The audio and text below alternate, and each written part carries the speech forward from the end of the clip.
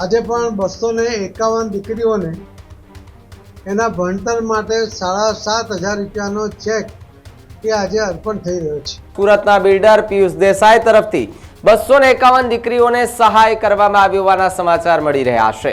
બીજી તરફ વાત કરવામાં આવે તો દરેક દીકરીને 7,500 રૂપિયાના ચેક જે છે તે અર્પણ કરવામાં આવ્યા હોવાની વાત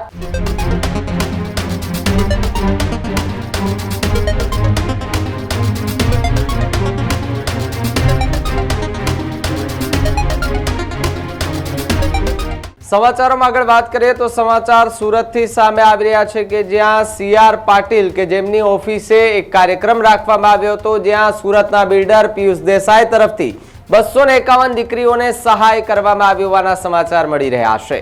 બીજી તરફ વાત કરવામાં આવે તો દરેક દીકરીને 7,500 રૂપિયાના ચેક જે છે તે અર્પણ કરવામાં આવ્યા હોવાની વાત સાથે જ સીઆર પાટીલની ઓફિસ આવેલી છે ત્યાં એક વિશેષ કાર્યક્રમ જે છે તે આજે રાખવામાં આવ્યો હતો। વડાપ્રધાન નરેન્દ્ર મોદીના 75મા જન્મદિવસની ઉજવણી નિમિત્તે સહાયનો એક કાર્યક્રમ રાખવામાં આવ્યો હતો। દીકરીઓના અભ્યાસ માટે એમને આર્થિક મદદ કરવામાં આવી હોવાની વિગત અત્યારે મળી રહી છે।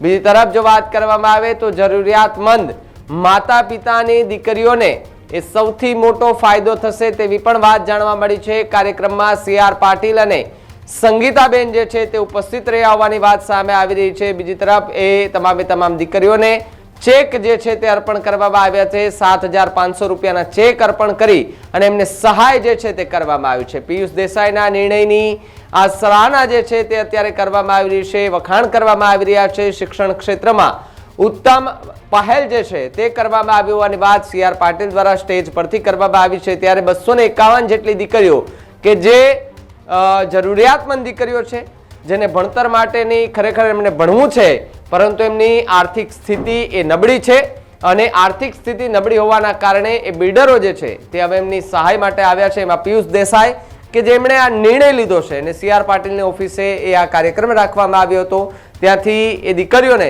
ચેક જે છે તે 7,500 રૂપિયાના ચેક અર્પણ કરવામાં આવ્યા છે અને આ ચેક અને આ પૈસા થકી એમનું ભવિષ્ય જે છે તે ઉજળું બનાવી શકશે। ત્યારે સીઆર પાટીલે આ કાર્યક્રમને લઈને શું કહ્યું આવો સાંભળીએ। માનનીય પ્રધાનમંત્રી શ્રી નરેન્દ્ર મોદી સાહેબના જન્મદિવસને નિમિત્ત બનાવીને આખા દેશમાં અલગ અલગ સંસ્થા, અલગ અલગ વ્યક્તિ, ભારતીય જનતા પાર્ટી સહિત અલગ અલગ સંસ્થાઓએ અનેક પ્રકારની સેવાકીય પ્રવૃત્તિ એનું પખવાડિયામાં ઉજવણી કરીને કામ કર્યું છે। સુરત શહેરની અંદર પણ બ્લડ કેમ્પથી માંડીને ઘણા બધા કાર્યક્રમો થયા પણ કેટલાક કાર્યક્રમો વિશિષ્ટ પ્રકારે થયા। આજે જે કાર્યક્રમ તે દિવસે વરસાદને કારણે કાર્યક્રમ મુલતવી રાખવો પડ્યો હતો। આજે પણ 251 દીકરીઓને એના ભણતર માટે 7,500 રૂપિયાનો ચેક એ આજે અર્પણ થઈ રહ્યો છે। પણ અહીંયા અટકતું નથી।